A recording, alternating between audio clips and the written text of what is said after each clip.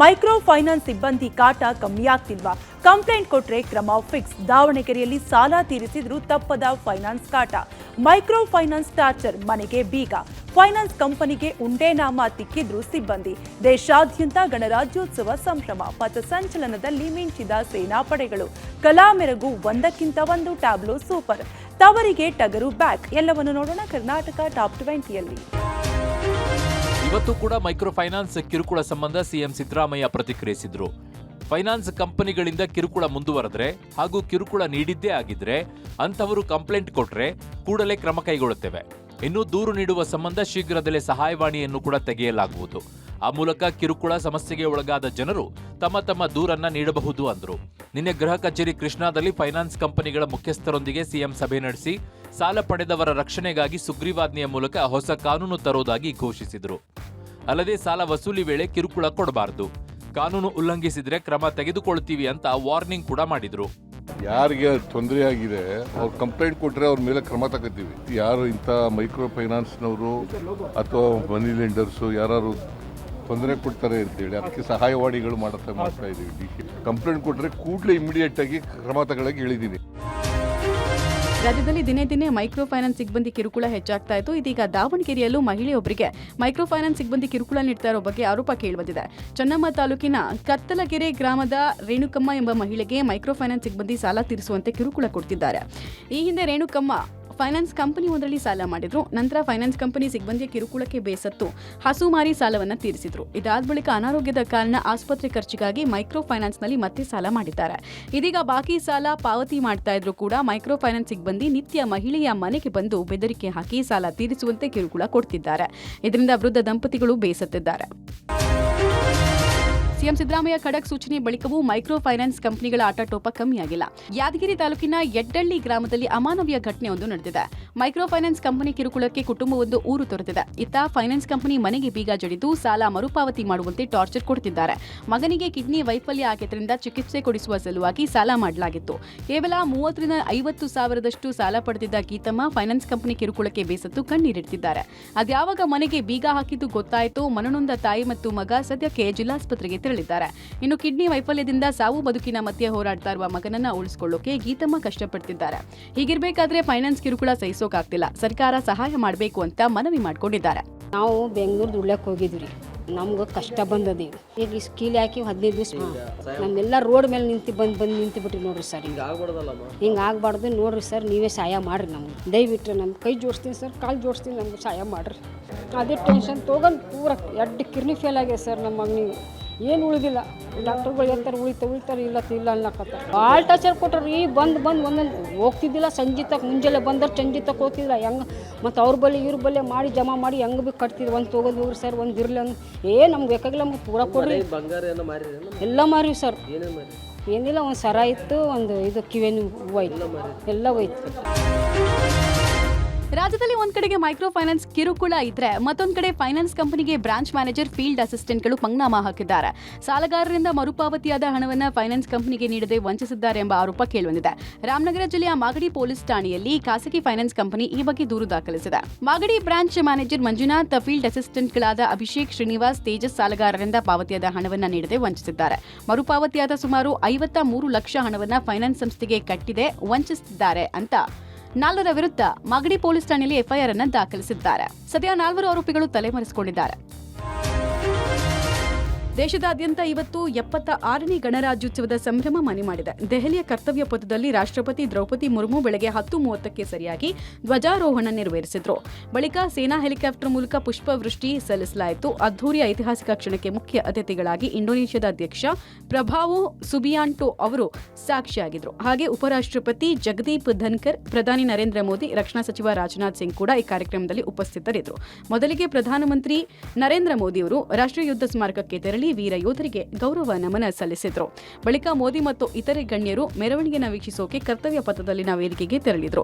ಪರೇಡ್ನಲ್ಲಿ ದೇಶದ ಮಿಲಿಟರಿ ಶಕ್ತಿ ಜೊತೆಗೆ ದೇಶದ ಭವ್ಯ ಪರಂಪರೆ, ಸಂಸ್ಕೃತಿಯ ಅನಾವರಣಗೊಳ್ಳುತ್ತದೆ. ಈ ಬಾರಿ ಸುವರ್ಣ ಭಾರತ ಪರಂಪರೆ ಮತ್ತು ಅಭಿವೃದ್ಧಿ ಥೀಮ್ನಲ್ಲಿ ಗಣರಾಜ್ಯೋತ್ಸವ ಆಚರಣೆ ಮಾಡಲಾಗ್ತಾ ಇದ್ದು 10,000 ಗಣ್ಯರು ಪಾಲ್ಗೊಂಡಿದ್ದಾರೆ. ಅಲ್ಲದೆ 5,000 ಕಲಾವಿದರಿಂದ ಸಾಂಸ್ಕೃತಿಕ ಕಾರ್ಯಕ್ರಮ ಜರುಗಿತು.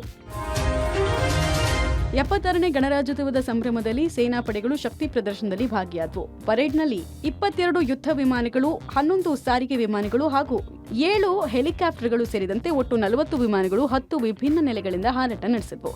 170J super Hercules, C-275, C-17 globe master, P-8I, MiG-29 ಮತ್ತು ಸುಖೋಯ್ 30 ಇತರೆ ವಿಮಾನಗಳು ದೇಶದ ಗರಿಮೆಗೆ ಸಾಕ್ಷಿಯಾದವು. ಇದೇ ಮೊದಲ ಬಾರಿಗೆ ಕರ್ತವ್ಯ ಪಥದಲ್ಲಿ 5,000 ಜನಪದ ಮತ್ತು ಬುಡಕಟ್ಟು ಕಲಾವಿದರು ತಮ್ಮದೇ ಆದ ವೇಷಭೂಷಣ, ಸಾಂಪ್ರದಾಯಿಕ ಪರಿಕರಗಳೊಂದಿಗೆ ನೃತ್ಯ ಪ್ರದರ್ಶನ ಮಾಡಿದರು. ವಿಭಿನ್ನ ಸಂಸ್ಕೃತಿಗಳನ್ನು ಕಲೆಯಲ್ಲಿ ಪ್ರದರ್ಶಿಸಿದ್ದು ಆಕರ್ಷಕವಾಗಿತ್ತು.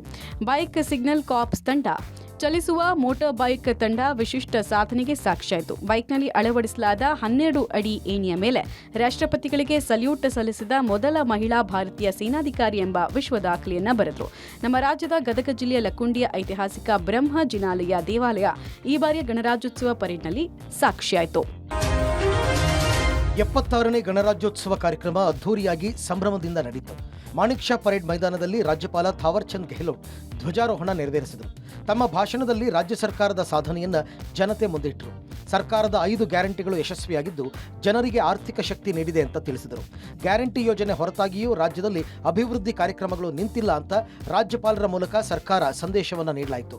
ಬಳಿಕ ಮಾಣಿಕ್ ಷಾ ಪರೇಡ್ ಮೈದಾನದಲ್ಲಿ ಸಾಂಸ್ಕೃತಿಕ ಕಲರವ ರಂಗೇರಿತ್ತು.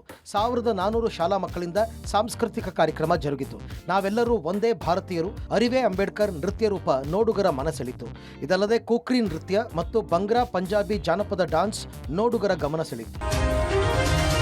ಯಶಸ್ವಿ ಶಸ್ತ್ರಚಿಕಿತ್ಸೆ ಬಳಿಕ ಸ್ಯಾಂಡಲ್ವುಡ್ ಕಿಂಗ್ ಶಿವರಾಜ್ ಕುಮಾರ್ ಅಮೆರಿಕದಿಂದ ವಾಪಸ್ ತಾಯ್ನಾಡಿಗೆ ಬಂದಿದ್ದಾರೆ. ಮೂತ್ರಕೋಶದ ಕ್ಯಾನ್ಸರ್ ಸಂಬಂಧ ಆಪರೇಷನ್ ಮಾಡಿಸಿಕೊಳ್ಳೋಕೆ ಶಿವಣ್ಣ ಡಿಸೆಂಬರ್ 18ನೇ ತಾರೀಕು ಅಮೆರಿಕಕ್ಕೆ ತೆರಳಿದ್ರು. ಬಳಿಕ ಡಿಸೆಂಬರ್ 24ನೇ ತಾರೀಕು ಆಪರೇಷನ್ಗೆ ಒಳಗಾಗಿದ್ದು ಇದೀಗ ಸಂಪೂರ್ಣ ಗುಣಮುಖರಾಗಿ ತಾಯ್ನಾಡಿಗೆ ಮರಳಿದ್ದಾರೆ. ಏರ್ಪೋರ್ಟ್ ಬಳಿ ಹ್ಯಾಟ್ರಿಕ್ ಹೀರೋವನ್ನ ಅದ್ದೂರಿಯಾಗಿ ವೆಲ್ಕಮ್ ಮಾಡಲಾಯಿತು. ಬಳಿಕ ಸಾದಹಳ್ಳಿ ಟೋಲ್ ಬಳಿ ಬೃಹತ್ ಹೂವಿನ ಹಾರ ಹಾಕಿ ಅಭಿಮಾನಿಗಳು ಜೈಕಾರ ಹಾಕಿ ಹೂವಿನ ಸುರಿಮಳೆಗೈದ್ರು. ಈ ವೇಳೆ ಅಭಿಮಾನಿಗಳತ್ತ ಶಿವಣ್ಣ ಕೈ ಬೀಸಿದ್ರು. ಇನ್ನು ನಾಗಾವರ ನಿವಾಸಕ್ಕೆ ಬಂದ ಟಗರಿಗೆ ಆರತಿ ಎತ್ತಿ ವಿಳೆದೆಲೆ ಶಾಸ್ತ್ರದ ಮೂಲಕ ದೃಷ್ಟಿ ತೆಗೆದು ಸ್ವಾಗತಿಸಿದ್ರು. ಶಿವಣ್ಣನ ನಿವಾಸಕ್ಕೆ ಅಪ್ಪು ಪತ್ನಿ ಅಶ್ವಿನಿ ಪುನೀತ್ ರಾಜ್ಕುಮಾರ್ ಭೇಟಿ ಕೊಟ್ಟು ಆರೋಗ್ಯ ವಿಚಾರಿಸಿದ್ರು.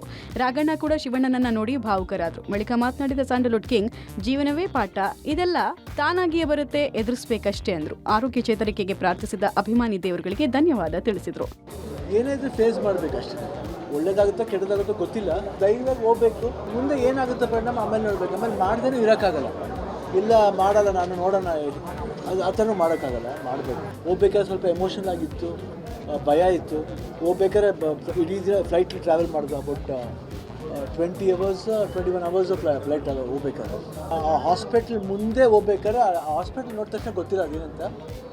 ಒಂದು ನನ್ನ ಮುಗ್ದರೆ ಒಂದು ಕಾನ್ಫಿಡೆನ್ಸ್ ಬಂತು. It was looking very good. Lake ಇತ್ತು. 6 ಕೋಟಿ ಹಣಕ್ಕೆ ಬಳ್ಳಾರಿ ವೈದ್ಯನ ಕಿಡ್ನಾಪ್ ಪ್ರಕರಣಕ್ಕೆ ಬಿಗ್ ಟ್ವಿಸ್ಟ್ ಸಿಕ್ಕಿದೆ. ವೈದ್ಯ ಸುನಿಲ್ನನ್ನು ಅಪಹರಿಸಿದಾಗಲೇ ಹಲ್ಲೆ ಮಾಡಿದ್ರಿಂದ ವೈದ್ಯ ಫುಲ್ ಗಾಬರಿಯಾಗಿದ್ದರು. ಸ್ವಲ್ಪ ಏನಾದರೂ ಹೆಚ್ಚು ಕಡಿಮೆ ಆದರೆ ಜೀವಕ್ಕೆ ಕುತ್ತು ಬರುತ್ತೆ ಅಂತ ಭಯದಲ್ಲೇ ಇದ್ದರು. ಆದರೆ ಸುನಿಲ್ ಕುಟುಂಬಸ್ಥರಿಂದ ಯಾವುದೇ ರೆಸ್ಪಾನ್ಸ್ ಬರೆದಿದ್ದಾಗ ಸ್ವತಃ ಕಿಡ್ನಾಪರ್ಸ್ ಭೀತಿಗೆ ಒಳಗಾಗಿದ್ದರು. ಬಳ್ಳಾರಿ ಜಿಲ್ಲೆ ಬಿಟ್ಟು ಬೇರೆಡೆ ತೆರಳಲು ಸಾಧ್ಯವಾಗದೇ ಇದ್ದಿದ್ದರಿಂದ ಹಲವು ಕಡೆ ಸುತ್ತಾಡಿಸಿದ ದುಷ್ಕರ್ಮಿಗಳು ಕೊನೆಗೆ ಡಾಕ್ಟರ್ ಸುನಿಲ್ಗೆ 300 ರೂಪಾಯಿ ಹಣ ಕೊಟ್ಟು ಸುರಕ್ಷಿತವಾಗಿ ಮನೆಗೆ ಹೋಗಿ ಅಂತ ಹೇಳಿದ್ರಂತೆ. ಇದನ್ನ ಕಿಡ್ನಾಪ್ಗೆ ಒಳಗಾಗಿದ್ದ ಡಾಕ್ಟರ್ ಸುನಿಲ್ ಪೊಲೀಸರ ಮುಂದೆ ಹೇಳಿದ್ದಾರೆ. ಆದರೆ ಇಡೀ ಪ್ರಕರಣ ಇಷ್ಟಕ್ಕೆ ಸೀಮಿತ ಅಲ್ಲ ಅನ್ನುವ ಅನುಮಾನ ಇದೆ. ಎಲ್ಲ ಸಿಬ್ಬಂದಿಗಳು ಮತ್ತು ಅಧಿಕಾರಿಗಳು ಎಲ್ಲರೂ ರೌಂಡ್ಸಲ್ಲಿದ್ದರು. ಕೊನೆಯದಾಗಿ ಈವ್ನಿಂಗ್ವರೆಗೂ ನೋಡಿ ಅವ್ರನ್ನ ಕುರುಗೋಡು ಸೋಮಸಮುದ್ರ ಹತ್ರ ಬಿಟ್ಬಿಟ್ಟು ಹೊರಟೋಗಿದ್ದಾರೆ ದುಷ್ಕರ್ಮಿಗಳು. ಸೋಮಸಮುದ್ರದಿಂದ ಯಾರೊಬ್ಬರು ರೈತರು ನನಗೆ ಕಾಲ್ ಮಾಡಿದಾಗ ಅಲ್ಲಿಗೆ ಹೋದಾಗ ಅವರು ವಿಕ್ಟಿಮ್ ಸಿಕ್ಕಿರ್ತಾರೆ. ಅವರು ಸೆಕ್ಯೂರ್ ಆಗಿದ್ದಾರೆ, ಸೇಫಾಗಿ. ಸಚಿವೆ ಲಕ್ಷ್ಮೀ ಹೆಬ್ಬಾಳ್ಕರ್ ಬೆಳಗಾವಿ ಖಾಸಗಿ ಆಸ್ಪತ್ರೆಯಿಂದ ಡಿಸ್ಚಾರ್ಜ್ ಆಗಿದ್ದಾರೆ. ಸಂಕ್ರಾಂತಿ ಹಬ್ಬದಂದು ಕಿತ್ತೂರು ತಾಲೂಕಿನ ಅಂಬಡಗಟ್ಟಿ ಬಳಿ ಅಪಘಾತ ಸಂಭವಿಸಿತ್ತು. ಕಾರ್ನಲ್ಲಿ ಬರ್ತಾ ಇದ್ದಾಗ ಓವರ್ಟೇಕ್ ಮಾಡಿದ ಲಾರಿ ಕಾರಿಗೆ ಟಚ್ ಆಗಿ ಮರಕ್ಕೆ ಡಿಕ್ಕಿಯಾಗಿ ಕಾರಿನಲ್ಲಿದ್ದ ಹೆಬ್ಬಾಳ್ಕರ್ಗೆ ತೀವ್ರ ಪೆಟ್ಟಾಗಿ ಬೆನ್ನು ಮೂಳೆ ಮುರಿದು ಹೋಗಿತ್ತು. ಇದೀಗ 13 ದಿನಗಳ ಕಾಲ ಚಿಕಿತ್ಸೆ ಪಡೆದು ಆಸ್ಪತ್ರೆಯಿಂದ ಡಿಸ್ಚಾರ್ಜ್ ಆಗಿದ್ದಾರೆ. ಬಳಿಕ ಮಾತನಾಡಿದ ಅವರು, ನನಗೆ ಆಗಬಾರದ ದುರ್ಘಟನೆ ಇದು. ಕೊನೆಯ ಹಂತ ನೋಡಿ ಬದುಕಿನಲ್ಲಿ ಹೋರಾಟ ಮಾಡಿ ಬಂದಿದ್ದೇನೆ. ಹಿರಿಯರ ಆಶೀರ್ವಾದ, ತಂದೆ ತಾಯಿ ಆಶೀರ್ವಾದ, ರಾಜಕೀಯ ಗಣ್ಯರು, ಪೂಜ್ಯರು ಆಸ್ಪತ್ರೆಗೆ ಬಂದು ಆರೋಗ್ಯ ವಿಚಾರಿಸಿದರು. ಎಲ್ಲರಿಗೂ ಧನ್ಯವಾದ ತಿಳಿಸಿದರು. ಇನ್ನು ಇದೇ ವೇಳೆ ಛಲವಾದಿ ನಾರಾಯಣಸ್ವಾಮಿ ಆರೋಪಕ್ಕೆ ತಿರುಗೇಟನ್ನು ನೀಡಿದರು. ಛಲವಾದಿ ಅವರ ಹೇಳಿಕೆಯನ್ನ ಗಮನಿಸಿದರೆ ಅವರೊಬ್ಬರು ಸ್ಟೋನ್ ಹಾರ್ಟೆಡ್ ಮ್ಯಾನ್, ಹಾರ್ಟ್ಲೆಸ್ ಅನ್ಸುತ್ತೆ ಅಂತ ಕಿಡಿಕಾರಿದರು. ನನಗೆ ಆಗಬಾರ್ದಾದಂಥ ಒಂದು ದುರ್ಘಟನೆ ಆಗಬಾರ್ದಾಗಿತ್ತು. ನನ್ನ ಭಾಗ್ಯನ ಏನೋ ಬೆಳಗಾವಿ ಗ್ರಾಮೀಣ ಕ್ಷೇತ್ರದ ಎಲ್ಲ ಜನರಿಗೆ, ಜಿಲ್ಲೆಯ ಜನರಿಗೆ, ರಾಜ್ಯದ ಜನರಿಗೆ ನಾನು ಧನ್ಯವಾದ ಹೇಳ್ತೀನಿ. ನಾನಂಥವ್ರಿಗೇನು ಹೇಳಲಿಕ್ಕೆ ಬರೋದಿಲ್ಲ. ಸ್ಟೋನ್ ಹಾರ್ಟೆಡ್ ಅಂತ ಹೇಳ್ಬೋದು ಅಥವಾ ಹಾರ್ಟ್ಲೆಸ್ ಪೀಪಲ್ ಅಂತ ಹೇಳ್ಬೋದು. ಸಾವನ್ನಲ್ಲೂ ರಾಜಕಾರಣ ಮಾಡುವಂಥವ್ರಿಗೆ ಉತ್ತರ ಕೊಡುವಂಥ ಅವಶ್ಯಕತೆ ನನಗಿಲ್ಲ.